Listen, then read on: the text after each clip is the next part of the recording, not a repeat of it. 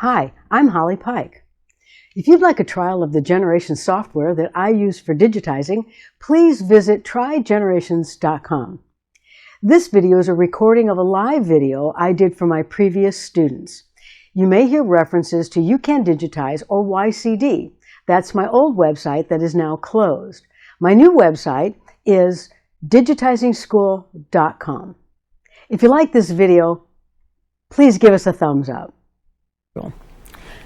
To load or design a gen file, not a PES, not a different stitch file, but a gen file, something you created in Generations, you're going to go right here to the open icon.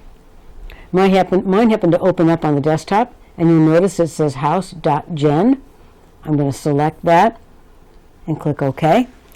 And my design opens up as I left it and as I saved it. If you want to open like a PES file, because you want to put words or something like that around it, I don't recommend editing PES files because that's not what the software is for.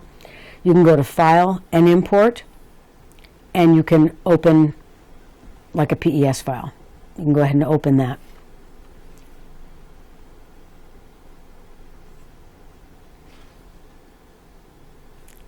Okay, so it didn't want to do it. That's okay. No big deal. Oh, there it is. It opened it right on top of my design. You can open a PES file. However, you cannot edit it at this point. It's locked up and done. You really can't edit it. You could put lettering and words and things like that around it, but you really can't edit it. End of module opening gen file.